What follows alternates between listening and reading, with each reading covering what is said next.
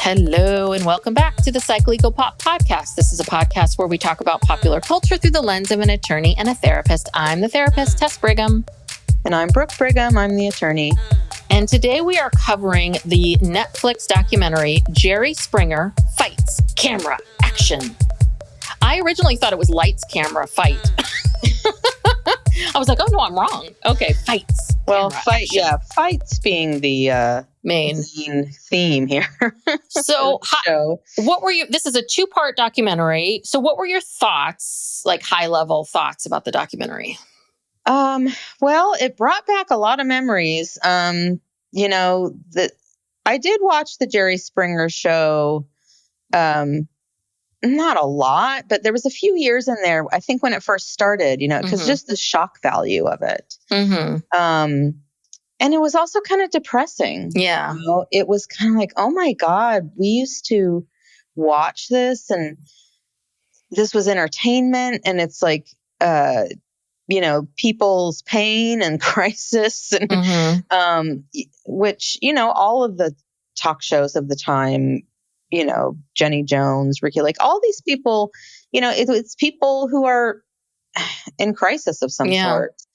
And then, towards the end of it, they draw the parallels to stuff that we see today, like the Housewives and Trump on The Apprentice. And although Jerry Springer, I think, is still worse than those shows, it was what allowed kind of open the door for other people to be more outrageous. Maybe not this outrageous, but just kind of across the board, television started to become more outrageous. And the things that people say could be more outrageous and less shocking. Yeah. I never really watched the show, mainly because I think I'm so highbrow by any means, but I really just don't enjoy watching people fight, even though I know I watch the Housewives, but I don't necessarily watch the Housewives because I want to watch them fight. I watch because I am fascinated by people and people's stories and why people do the things that they do. I'm fascinated by human nature. So I think I felt like with Jerry Springer that it didn't feel genuine. It didn't feel like true. It didn't feel like real, true human behavior. And while, yes, everything was true, that was a big argument in the documentary was like, no, we're not faking these things. But learning how much they were hyped up to get to that point, there was a little bit of like, well, yeah, it is real, but but you're manipulating people to get to that place. And the Housewives, I think, does the same thing. Yeah. I guess they do. Maybe I shouldn't. I just don't like watching physical fights with people. I just don't like watching people yell at each other and just saying like, you're this, you're that. But it's like, I don't need to see Klansmen. Like, I know what you have to say. So, yeah. Well, the physical fighting, it didn't start out that way. It just kind of like built up. And I remember like the physical fighting, it got to a point where you could count how many, it would be like 5 seconds between the time when, they reveal whatever the confrontation is, cheating on you or whatever. You could count, 3, 2, 1, 3 to 5 seconds, someone's attacking someone, then everyone starts attacking and starts fighting. And they had security, but the security would wait. They wouldn't just run up on the stage and break up the fight. They'd wait about a good 10 seconds, let people get some good punches in, and then they'd get up there and then they'd try to break it up. But they really weren't trying because the people would get loose and keep fighting. It was like these were the worst security bouncers would have ever, so they're pretending like they care about breaking this stuff up, but they really don't. It was, I don't think it was not real to a certain extent.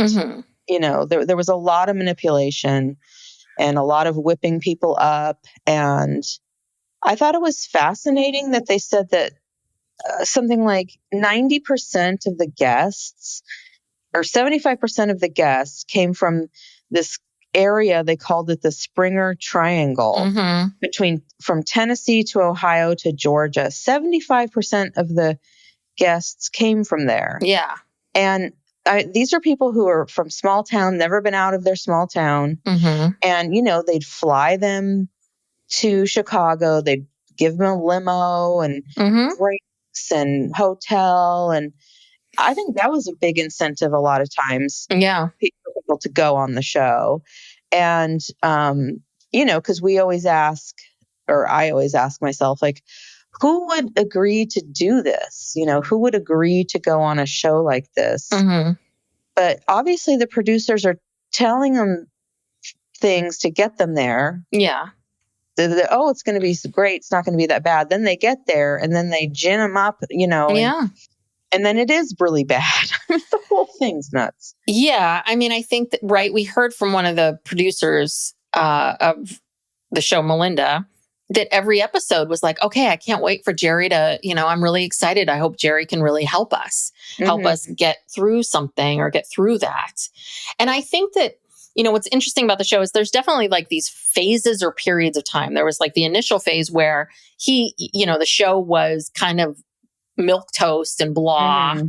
And, it was terrible ratings. And then they hire this guy, what's his name? Richard Dominic. He becomes the EP, and he wrote about the tabloid headlines. And I didn't realize this guy was on David Letterman so much, but they hired him and he took the show and he started to push the envelope. Mm-hmm. And so there was that period of time. And then they had the KKK on, and then that created a fight. And then there was this fight phase, until about, it sounds like around 2000, 2001. And then it sounds like from 2001 to like 2000 and whenever it ended. When did it end? 2018, I think it then became like a different show. I think the show went through its phases, but it's very famous for the fights. It's very famous for that Jerry. Yeah, they had to tone it down because bad things were happening, lawsuits and stuff. So they had to water it down. And also, what made it unique too was Jerry Springer. I mean, here's this guy. I mean, what a juxtaposition. You have this guy who's he was a lawyer. He was a news caster. He was the mayor of Cincinnati. Wow. He just seems like this, regular guy. And here he is in the middle. And it always, he didn't really say a lot during the show. He'd kind of just let the guests go off. But, he would very calmly, like say things to them and try to mediate things. You know what I mean? He wasn't the one who was getting them worked up. He was the one who was trying to, be calm. And then at the very end of every show, he would do this thing. I think it was called Final Thought. And he would kind of lecture everybody for a minute and a half about values and about, it was almost like he was saying, don't be like these people. Yeah. And it was so ironic to me. And then he would always end it with, till next time, take care of yourselves and each other. And it's like, what? We just watched people just be so horrible to each other and physically fighting with each other. And then he would try to wrap it all up in a nice little bow. Yeah, I think that's I had a lot of feelings about Jerry Springer, and I guess I knew he had passed away. I didn't realize it was 2003 of how recent it was. Do you remember what did he die of? He had pancreatic cancer. Oh, okay. Because I was going to say he's relatively young-ish. He was 79. Yeah, I mean, so it had to have been some kind of disease or something like that. But I went through a lot of feelings with him. I really did, because it seemed like he also took a different stance on the show as he was going along. And, at the height of the show, when they were doing so well, he definitely took the stance of, hey, these people are coming on. We're not, this is life. This is entertainment. This is what this is. This is an alternative. And then it seemed like towards the end of his life, he's making these comments like, I guess you'll see me in hell. I'm a terrible person. Yeah, he felt bad about it. He felt bad. Yeah. And that's the part of it that I kept kind of trying to wrap my brain around, like, well, and here's the thing is Jerry Springer and the Jerry Springer show, directly responsible for these things that happened, the murder of Nan, and we'll get to that later. Are they absolutely responsible for all of these things that happened? No, but when he talks about like being good to each other, I'm sorry, but we all do have a certain level of responsibility. And I'm sorry, but Jerry Springer was a stepping stone. It was a stepping stone to get to where that person got to. Right. And they did trick people. And they did. That woman, Nan, thought she was coming on the show to reunite with her ex-boyfriend or ex-husband. I can't remember if they were married. It was her ex-husband. And it was a trick. They brought this other woman on. And I mean, they did lie to people and trick people. And there's a very famous case on the Jenny Jones show where the show was something like, someone has a crush on you. And so they contact this person and they say, oh, someone has a crush on you. Do you want to come on the show? And they'll reveal themselves. And the show claimed that they would tell people it could be a man or a woman. That's what they claimed. So anyway, this man comes on the show and, someone's got a crush on him and he's waiting to find out who it is. And it's another man who comes out. It's someone he knows somehow. But he's not gay. He's not interested in having a relationship with this man. Anyway, long story short, after the show is over, the guy who came on to find out who his crush was killed the guy. Yeah. And, that's horrible. I mean, just it's really messing, not that that's an excuse to kill someone, but clearly, I mean, he felt humiliated on national television. He felt tricked. He and he took that rage and he did the wrong thing, obviously, but it happened. And, well, I think the other piece of this is that I will say our culture and our society is different than it once was, but obviously with this Nan case with her ex-husband, Ralph, like they obviously never asked her, like, do you guys have any DV in your background? Has anything ever happened? I mean, that's the thing is that now that we're able to see the full picture of this relationship, you can take a step back and do that. But what we hear about the show is they were producing 200 shows a year. And there wasn't time or energy to or investigate, focus to truly focus. And even if maybe you heard about that, these people are not, the producers, that's what they are. And they're not trained professionals to be able to go, ooh, DV. Ooh. Yeah. That's not the right place, because taking a step back, this situation, Ralph was a dangerous person. You know what I mean? Well, maybe we should just tell the story. Okay. All right. Sorry. We're okay. So basically around the year is 2000. Let me go to my notes here.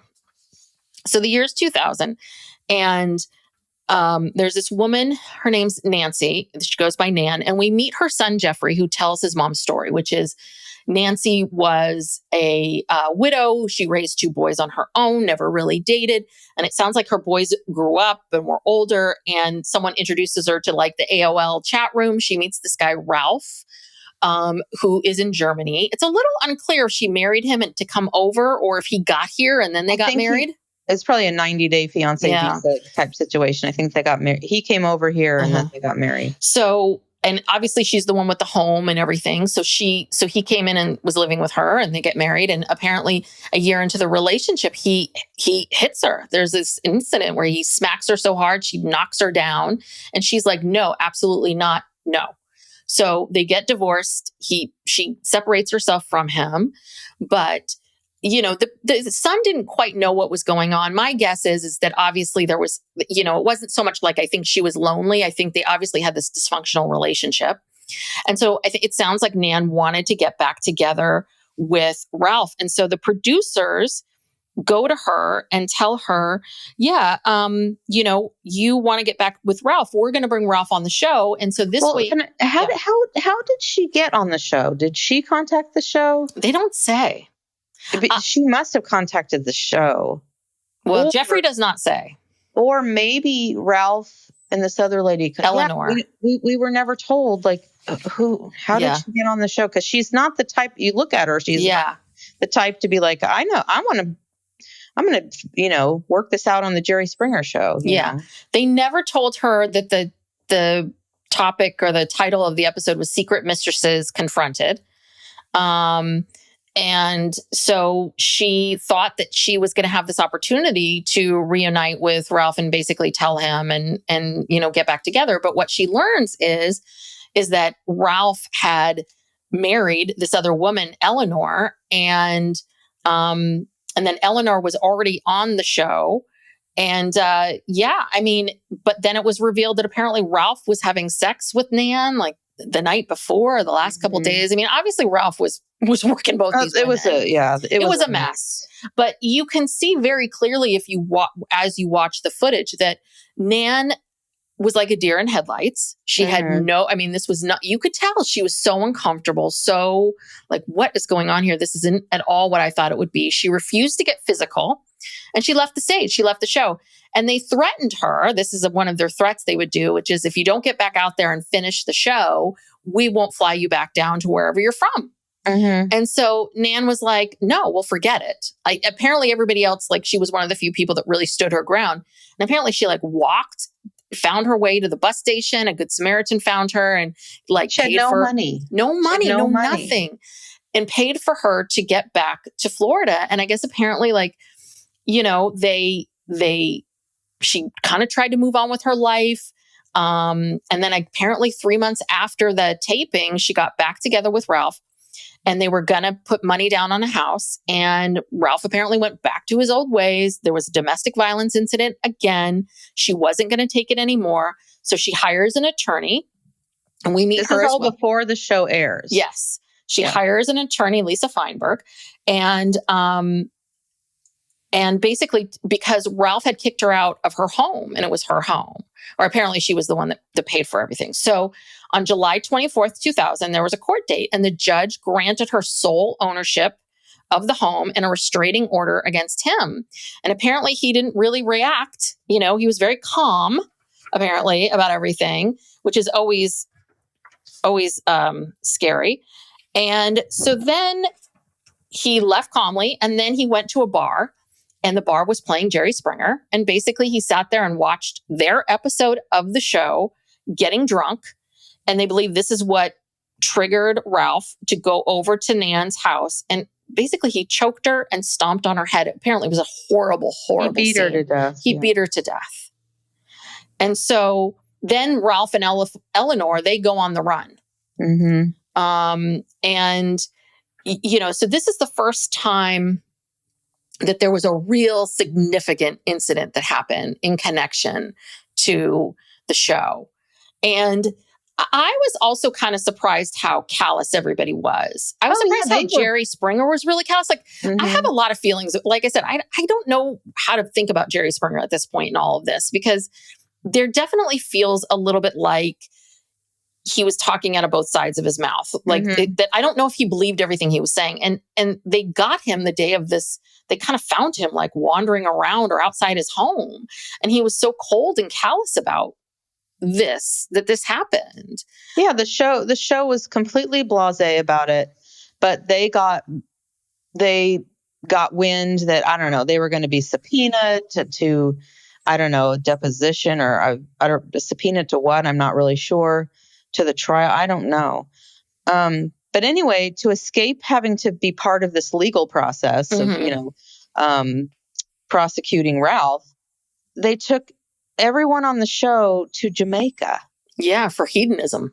It's a hedonism resort. And there's Jerry in this hot tub with 6 women in bikinis. And it's like, oh my God, what has happened to this guy? Yeah. This mild-mannered, former mayor, lawyer, newscaster who, seemed like a nice guy. Like, he didn't have a problem being part of any of this. And mind you, he's making a lot of money. He's signing $30 million contracts. I mean, he did this for 27 years. Yeah. It made him rich. Yeah. Oh, yeah. It wasn't until the very end that he started to have some kind of remorse about it. And that's my issue. Like, this was a moment where you could have really shifted things and changed things and did things differently. and pivoted. I mean, and that's the thing is we hear from Nancy's, one of her sons, who is very clearly, he talks about how much this has impacted him. He's like, I thought I would have a bustling career. Obviously this has been incredibly difficult to deal with. And I think that for him, I mean, he says this, nobody from the Springer Show ever showed any thought, any remorse, anything. And I understand legally lawyers are probably in their ears going, don't culpability, don't say these certain things, which I get that. But what was interesting was we see scenes from the court case, because eventually Eleanor and Ralph are caught and Eleanor becomes a witness, and the show is brought up a ton as part of his defense, as part of the show, like as part of the narrative of what happened. And so there is this piece of, no, it is this taping of the show doing this did impact this did impact what was happening here. It's not that the show didn't directly make Ralph do any of these things, but you are part of it. Yeah, it basically takes a bad situation and makes it worse every time. No one is ever better for being on this show. Yeah. And this is an extreme example, but I can guarantee you that 10 out of 10 people who go on the Jerry Springer Show, the aftermath of it is not good. Again, it makes a bad situation worse. Just adds more fuel to the fire. Whatever problems these people are having, well, now you've made it worse. I mean, there's no redeeming quality to this show, it's purely just, I don't know. I always thought of it just like a train wreck. And they say something about like, if you're their goal was, if you're flipping through the channels, you're going to stop on this show because something's going to be happening. It's going to come on, it's going to catch your attention because people are fighting or yelling or they're doing something weird. And it's like that prurient interest, it just catches you. It's like people's worst instincts to stop and go, what is this? You just can't believe it. Because I think that we hear a lot from this. I didn't write down his name, from this media critic in Chicago, who obviously has a lot of disdain for Jerry Springer in the show. And he's talking, he talks about this idea of, this kind of entertainment. But there's this other part of me that feels like all of us want to see things that are really weird and gross and different. Like, this is why pimple popping videos are popular. I hate to say this. This is why there's a show, Dr. Pimple Popper. Like, this is why people want to see weird surgeries and gross stuff come out of people. It's like, we are fascinated by these things. We do want to see these things. And so it kind of bugs me when someone sort of puts themselves on this higher station, like as if you're such a, I'm this kind of person. It's like, no, it's human nature to want to see those things. The problem is that people, all of us have a different relationship with those things, and we are all different. And you can see very clearly that for the majority of people, they can watch a certain video or watch an episode of TV and just go on to their lives, but other people can't. Yeah. And when you have mental illness, or this guy, Ralph, is a very dangerous person. He was dangerous before, and she was caught in this domestic violence situation. It's really awful. And all of it, what's so amazing about this, the Ralph and Nancy story, is just how quickly all of it escalated. It all really like this 3 months in, and, it's already happening. Well, because he's a dangerous person. He's very dangerous.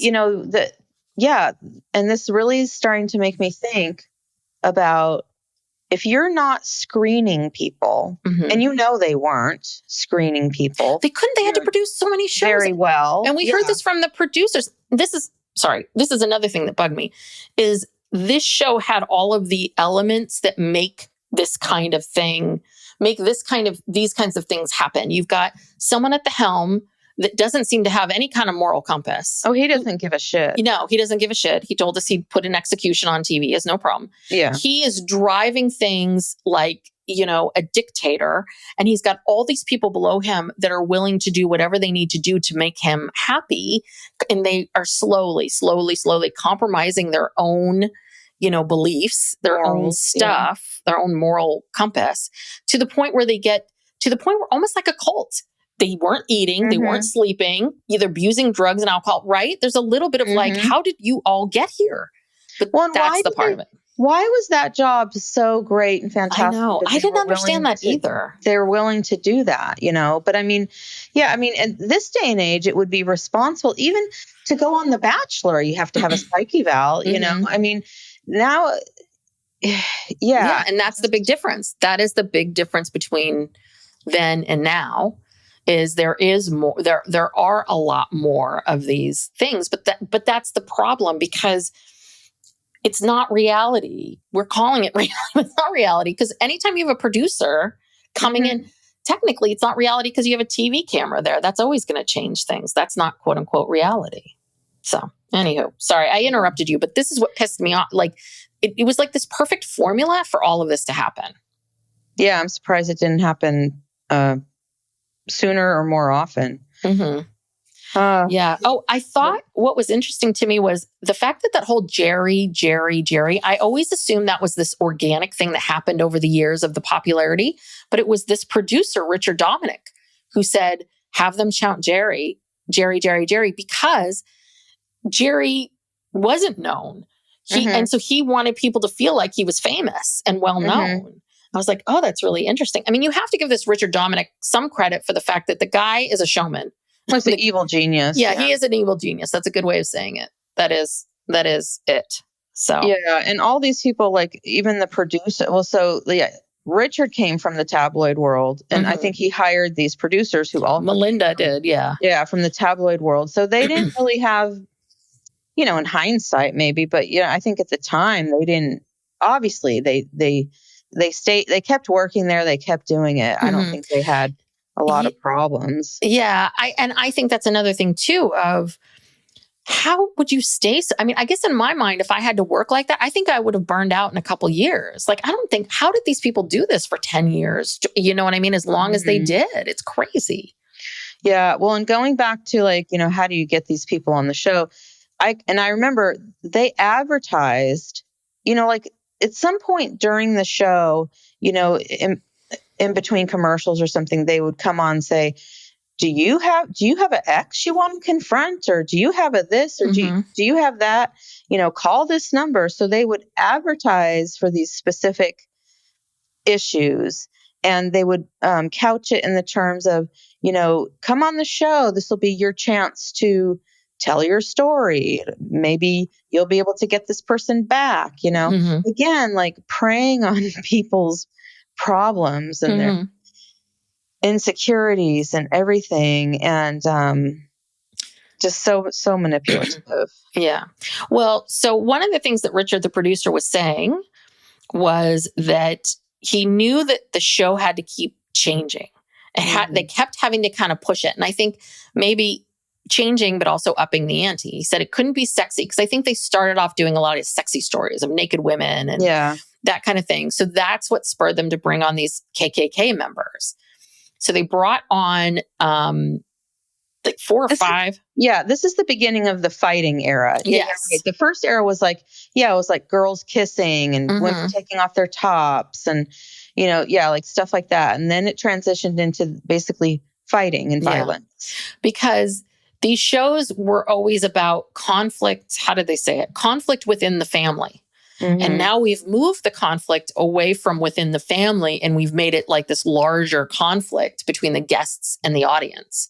And, on these, not these family issues, but these big giant issues. And so I didn't know Jerry was the son of Holocaust survivors, but they brought someone out who was, I guess, a controversial figure from the Jewish Defense League.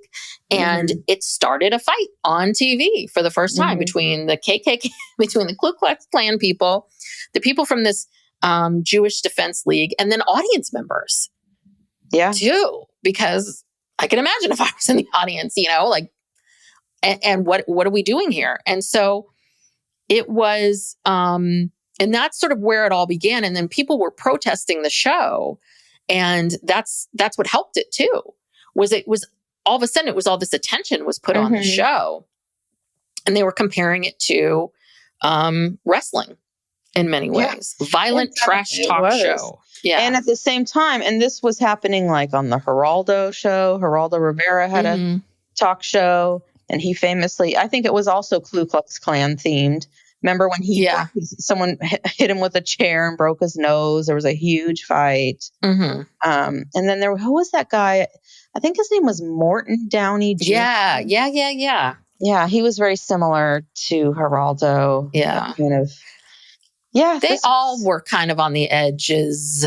Jenny Jones, Ricky Lake. I mean, Ricky Lake never went that far, but there was definitely... There was enough. It was enough. And also, don't forget Oprah. Oprah also, there was never ever fighting per se, but she did do a lot of these same topics. She just did it in a different way. In a more tasteful way. Yeah. She didn't become, Oprah didn't fully become Oprah for, the Oprah we know now has evolved. But in the beginning, she got into some of this weird stuff, Yeah, she did. And it wasn't until she had enough power and fame that she then turned and said, well, I'm not really going to do this anymore. And that's the thing is that, Oprah, she had already been kind of half doing the trashy stuff, half doing the you know what I mean? And she was able to make that transition. So it did make me wonder, like, could Jerry Springer have done that? Because it could have been the end of Oprah's career. Her saying like, no, I'm not going to do this anymore. I'm going to start doing this. Like it could have been. So should Jerry, but Oprah felt like she had some kind of obligation, or she felt like she didn't want to do this, or she didn't feel like it was right. So she decided not to. Psych Legal Pop will be right back after these messages. So I guess that's what I wonder about too. Like how much is enough for you, Jerry? Because there is a point at which, like, this isn't about free speech anymore. This isn't about anything. You know what I mean? There's a point at which, like, you yourself can decide, I don't want this to be my legacy, or I don't want this to be tied to me, or it has gone too far, or what I've been fighting for before, it's not the same thing. Yeah. And I feel like that's what it was. What he was fighting for in the beginning, by the time we got to the mid 2000s, it was a little bit like, I don't think you can fight for this anymore. After the murder and the lawsuits, they were forced to tone it down, and it got kind of boring, and then it eventually ended, I think, because it wasn't the same old Jerry Springer anymore. I don't know. He clearly kind of sold his soul to the devil for money here. Yeah. I never understood him. Okay, so I have a thought about this. So I want to talk about, we learn about how the producers sort of worked the guests, right? We find out that they treat them really well. They're their best friends. I'm sure that, you might be someone who doesn't get listened to a lot, and here's someone listening to your story. Someone wants to hear what you have to say. Isn't that great? And, they tell us about how they fly him in, and there's a limo, and, drinks and hotels and all of this stuff, treating them like, and then they go to the stage, and they have to get Springered, where they're coached on, and we see this happening. We see people coaching them and working with them like an acting coach on, what would you say? Okay, no, say it like this. Get in their face. You're mad, right? Yeah. You're really, really mad. So coaching people. Now, I watch an enormous, probably too much. I watch a lot of like oddballs. I hate to admit this, but I like to watch mystery shows. But I also really enjoy like shows like FBI and Chicago Cops. I'm sorry, it's bizarre, I know, but I watch a lot of these hour-long Dick Wolf shows that are about police procedures. And there's a storyline that comes up all the time where they'll get somebody who's a low-level drug addict or drug dealer, and they caught him with drugs, and then we're like, okay, we need to flip this person, and we're going to flip them, and we're going to use this little drug dealer to get this bigger dealer, or to the head of this cartel, right? And it seems a little bit like, don't police do this to people too? They lie to them. They tell them things that aren't really true and manipulate them. They put them in a situation where they can't get out, much like, oh no, you won't be able to get back home. So get back on the stage. I mean, but I don't know if this is just drama for TV or if that really happens. So I'm curious if you know, like, how common is it right? Because aren't they always I know it's very common for law enforcement to lie to suspects, but isn't another part of it too, where you kind of, you get somebody who's in a weakened state and you kind of take those vulnerabilities and you use it to your own advantage and with little or no regard to how that drug addict or low level dealer is going to be able to survive, or how their life's going to be. That they do all of this in the name of, well, we're going after the bad guys. It just feels like it's the same thing. And again, this is a TV show and, it's a little different when you're trying to like bring down a cartel. I get it. But at the same time, there's a part of me, it feels like there's all these people that are criticizing Jerry Springer and then criticizing the way in which all of this is produced. But it's like, but we allow it in a lot of other venues and ways in this world. Is that not right? Yeah. I mean, that's how you get false confessions. And that's how you get people to, how you flip people. I mean, it's a psychological technique. It's used in a lot of different situations. So, yeah. I don't know. I don't know. It bugs me when people get on these high horses about, oh, that's so disgusting. No, that's so terrible. It's like, but we're okay with these kinds of tactics. Well, we're not okay. No, we're not okay with it. I think most people are not okay with the way police question people and the things that they do where they feel the ends justify the means. Yes.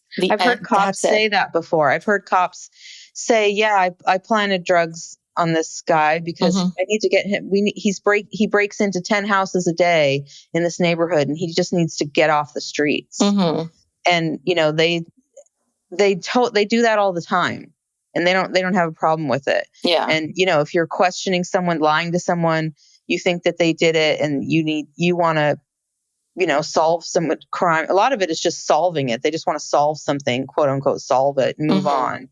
Or, they're trying to get justice for some victim or whatever. They rationalize it. And I think that the same with these producers, they probably rationalize what they're doing, thinking, well, this person needs to tell their story and need to be heard. And, maybe doing this will help this relationship. Again, it never does. And so they want to make it as good as possible. And also they need it for the show. It needs to be entertaining. It needs to be dramatic, whatever. But I think in the back of their mind, they're thinking, well, yeah, we're producing this so it's more interesting, but, maybe the ends justify the means. Maybe this will help this person realize their boyfriend's a douchebag and they'll break up with him, or, I'm sure that, those producers, they must have to go through so much mental gymnastics to justify their jobs. I mean, it sounds horrible to me. And that one guy, Toby, he just, was using drugs and alcohol to numb it. And he clearly never liked it and always had a problem with it. But I was just like, well, why did you stay? Like, can't you go work somewhere else? But that was so weird because we learned that his father was a production designer and I think still is maybe on Star Trek. No, on SNL. Oh, SNL. He's been on SNL. So since the very beginning. So his father was like, no, I work on real TV. What you work on is trash. And Toby got so upset with that. I guess he didn't talk to his dad for 4 years. Well, all the more reason to leave. But I don't know. Yeah. I was like, can't your dad get you a different job? I mean, God, use some nepotism here. Yeah.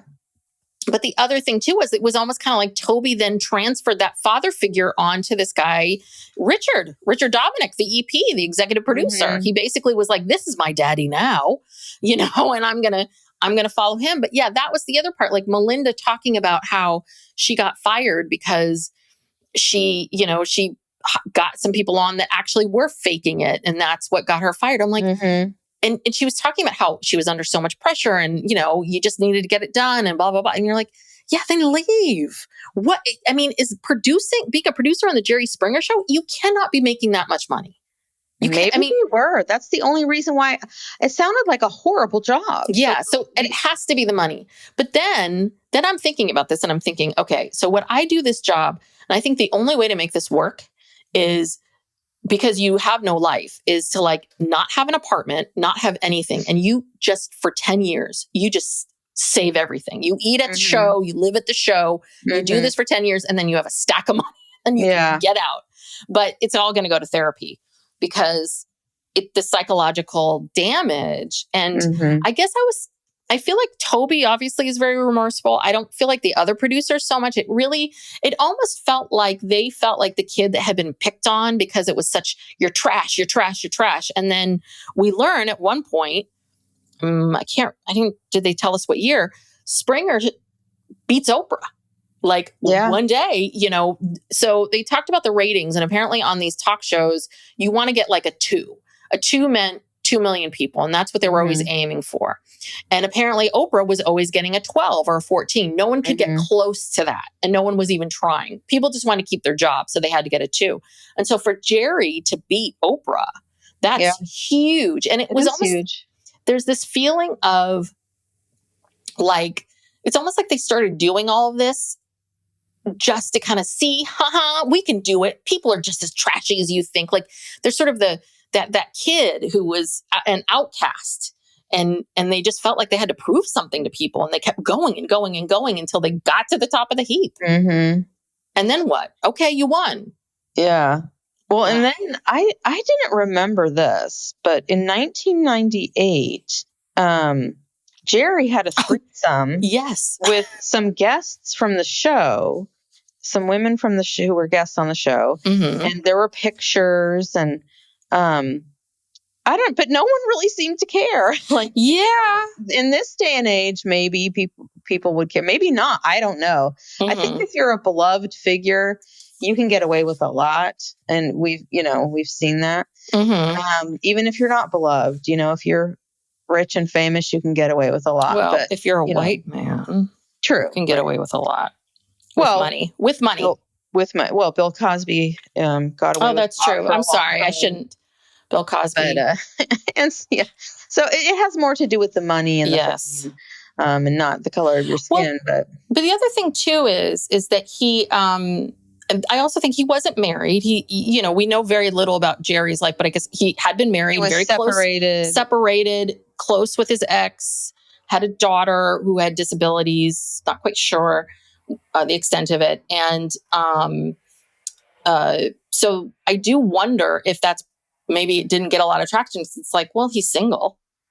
Right. He's not cheating on anybody. Like the guy has the right to do what he wants to do. I mean, it's not great to use guests, but okay. Well, and someone said that Richard, the old Jerry wouldn't have done something like that, but Richard corrupted him, kind of started rubbing off on him, and I don't know. Well, then this is towards the end. So Toby, the producer, tells a story of. He's at his desk. It's 3 or 4 o'clock in the morning. And he picks up the call. And this guy named Mark calls. And he says, I left my wife and 2 daughters for a Shetland pony. Oh, dear God. Yeah. That was one of their biggest episodes. And it was actually banned in some cases. Yeah. That's how they helped to beat Oprah. Yeah. Bestiality. Yes. But this was the best. Jerry asks the guy, he's like, wait, you don't consider this bestiality, because apparently the 2 of them, this guy and Mark and the Shetland pony, locked eyes and there was an instant connection. So it's not bestiality because the Shetland pony is consenting. Well, how is the Shetland pony consenting?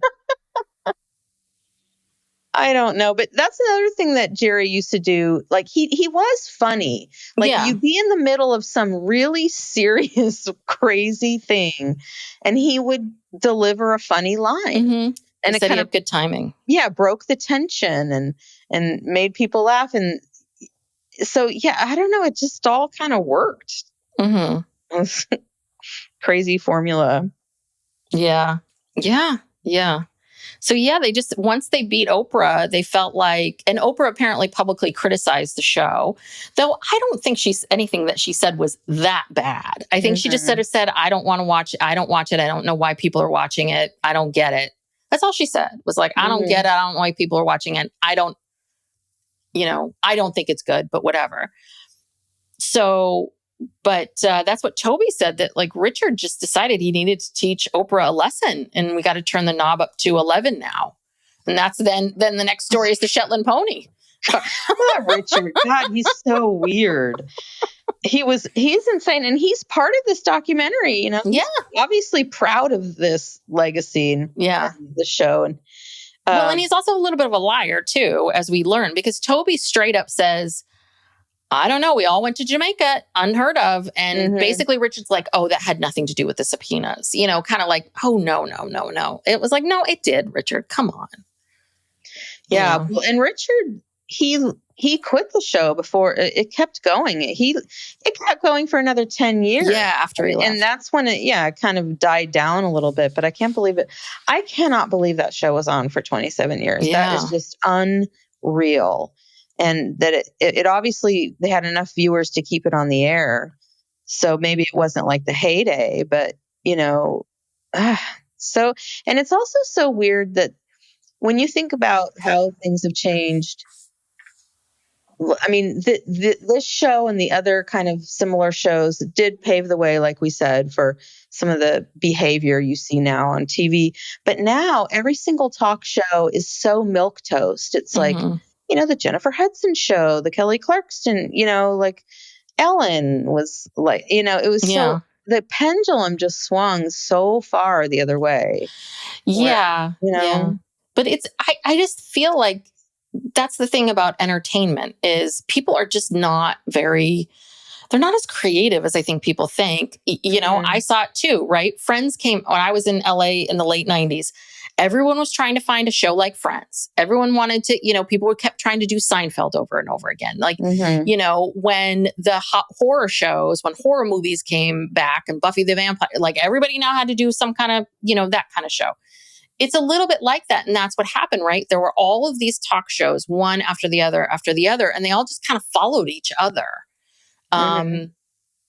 around. And so, you know, and so it almost feels like the same thing, where now the formula is the person who hosts the show has to have a huge following. You have to be a celebrity. You have to be Drew Barrymore or Kelly Clarkson. And Kelly is out there too. Kelly's out there singing each episode too. I was like, oh, they're really working her. She's talking, she's singing, she's demonstrating things. So that's the other part. That's the problem now is now it all rests on the star power of the person that they get to interview. And now we have celebrities interviewing other celebrities. Yeah. You know, that's what it is now. I've never been a big daytime talk person. I always liked Oprah and I liked Phil Donahue. And I, you know, would watch The View depending on who was there. But really, other than that, I don't think there's been any other shows that I've been that captivated by. No. Oh, remember Sally Jessy Raphael? Oh yeah. I don't watch her. She wasn't as bad but yeah, she was, you know, she was kind of in the middle of the road. You know, you had the extreme ones and then you had ones that were a little more tame, but it was definitely the shock value, like all through the 90s and into the 2000s. And now, like you said, it's celebrities interviewing celebrities, which is so incredibly boring. I don't even know who watches these shows, you know, I mean, seriously, yet they must. No, they do go on forever and they pay them a bunch of money and they do. Yeah. And so, you know, I don't know. I mean, I do think it's kind of interesting how they ended the documentary. I think the documentary was very well done. And it was interesting where they talk about the end, where they talk about there are now, because of Springer and some of these other shows, no boundaries, no guardrails. And so then we see scenes from Real Housewives and then Kardashians. And did they show anything else? Oh, and The Apprentice with Trump. And just about how, right, like, you know, the boundaries, you know, kept getting pushed and pushed and pushed. But the other thing I was chatting about this with Steve, is he said, yeah, and this was also before the year of, this was, before the internet was the internet, and it was before YouTube. And so that's the other part of it too, is it's in many ways that kind of shock and awe that it left this stage, and it's moved to the internet. I think moved to the internet and to various reality shows that have like taken a bit of the formula and moved it over in a way. So I don't know. Yeah, one thing I've noticed, like, okay, talking about the Housewives, I think everything sort of goes through this metamorphosis. Like, the Housewives actually started out truly being about this group of housewives that all lived in, this gated community. And as it has evolved, when you think about it, to be on the Housewives now, you either have to have some connection to crime, scandal. I mean, like, look at the, you can't be just a boring housewife. Like, think of the people who get the most attention, like Erica Jane and Jen Shaw and, Teresa. Teresa went to prison. Yeah. Teresa Judice went to prison and then came back on the show. She never, now it's almost like you have to have something like that. And then there is more violence. It started out with Tamra throwing, a glass of wine and we saw that, Keogh's face. And I know that there's been on Potomac, I know there's been at least 2 or 3 like physical fights, hair pulling, kind of girl fights. And I'm trying to think of, I think, wasn't there a fight or something on Salt Lake, or I don't know. I just know that that's starting to escalate, with that. And I don't know. The fighting too, the mean. Yeah. Well, I mean, Housewives became about, it morphed. It became about, fighting. Because, in the beginning, it was about this group of women that are in Orange County that all live in this community. And as they moved from place to place to, show to show to show, it was versions of that. But that was the general idea. I mean, New York very much started off with like, these are the stories of our lives and all of that. But it's come down to, I don't know. I don't know if it's so much the fighting anymore. I think that, it's almost like what's unfortunate now is the people who have the most attention and the most focus on them usually are the people that are going through the most horrible thing of their life. Unfortunately, it's usually when, like, Erica Jane's a good example of that, or, Dorit I've been watching Real Housewives of Beverly Hills. And if you are not watching the show, I have to say, Dorit is on fire and I'm loving it.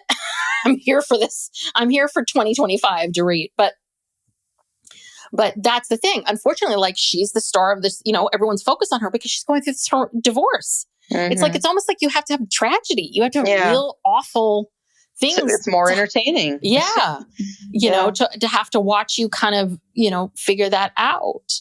And they always talked about how so much of this was about escapism. That's what Richard Dominic says. That's when he was writing the tabloid headlines about Elvis and UFOs and all of that, where it was like, your life is hard. So then you're escaping to these tabloids to think about something else. But it's escapism. I mean, absolutely. But I don't know. I don't know if there is ever, I mean, are we just going to keep pushing and pushing and pushing the line, or I don't know. I'm tired of it. I mean, that's why I don't watch Housewives anymore. It's, I don't know. I don't know what I want to watch anymore. Well, come with me and watch the thousands of Dick Wolf shows that guy produces. Oh my God. We have Paramount, and I started watching the show FBI. I'm like, oh, there's FBI International. There's FBI. I'm like, oh, look at all these shows. But it is, I have to tell you, they are entertaining. They do keep me there. So, anyhow. Who are there, like, big names on these shows? No. Oh. Random. Well, I mean, I think that some of them are. I mean, you get to see some actors from the 90s, you get to see some childhood actors that are like, they're on this show now. And, oh God. And, some young new people, but they're formula. The shows are formula. There's a formula that they follow every episode. And I enjoy them because, there was an article that came out that apparently, and I'm one of these people, I have two different kinds of sets of shows that I watch. There are shows where I have to put my phone down and focus. And then there's shows where I can have my phone and or clean, do dishes, can miss words. That's what I enjoy about the Dick Wolf shows. Subsections of things. Like I can rewind a little bit, but oh, okay, that's fine. I still know what's going on. And apparently there was an article that was read that apparently that producers are being told to dumb down their shows because they know that this is what people are doing now. Because people are multitasking. Because people are so addicted to their phones. Much. They're so addicted to their phones. And I'm addicted to I'm just as bad, where they dual wielding. That's what Max and Steve always called it. It's like you're on your iPad watching a show and you're on your phone, scrolling, texting, doing stuff. And then, maybe you put it down and then you're back on there. And that they're going to start, I hope this isn't where we're going. It was just an article, but that the talk of dumbing things down to make it easier for all these people that are dual wielding We're to make doomed. it. And that to me is the scariest thing, because I think the thing is this, there is a world for Jerry Springer, but we also need the Oprah and the Phil Donahue and all of that. We need balances with these things. I don't think there's anything wrong with this Jerry Springer show to a certain extent, but there has to be a balance for it. And that's what bugs me. It's like, please don't dumb down every show. Let us decide how much we can pay attention and not pay attention. I can tell you how dumb something is or not based on me. It's like, still make great art, please. Cause we need that. God, don't stop. Yeah. I mean, and that's a compliment. If you say, no, you could need to put down your phone. You need to focus. That means that's a good show. And that's a show that you got to follow and pay attention to. Well, I wonder what inspired this documentary. It's made by a British guy. I can't remember his name, but why now? Why make this documentary about the Jerry Springer show now? What is he, is it? I think part of it is Jerry's gone. I do wonder if maybe it made it easier for them to do it because Jerry Springer is gone. Because people are willing to talk more. Maybe because he's gone now. And so these people were more willing to talk openly about it. I think some of it is, there is a time frame, right? The show ended 2018. So, there's usually this waiting, cooling off period where people have a bit more perspective and willingness to talk about things. I mean, I do think that might be the timing of things, of what we've watched with this election. We have a new administration coming in. Maybe they wanted to make a comment on those kinds of things. Yeah, the outrageousness of what you can do and say now without consequence. Yes. You can basically commit a crime of violence on a TV show and have no repercussions for it. No one's going to arrest you. No, nothing's going to happen to you. You can say crazy things. Nothing's going to happen to you. I mean, that scene with the Kardashians, that always makes me cringe. Here's these sisters physically fighting with beating each other up. It's like, my God. Yeah, I'd wait for the cameras to leave. Yeah. Before I hit you, whack you. They're so image conscious that, why did they do that on camera? Maybe they wanted to. Maybe that's the point. Whenever you look at the Kardashians, you're always kind of like, now, are they doing this on purpose, or do they just can't help themselves? What is happening? I don't know. And it's produced or not. But I do also wonder, right, if you think about the Kardashians, what season that was where they got into that physical fight. That was between Kim and Kourtney, right? Yeah.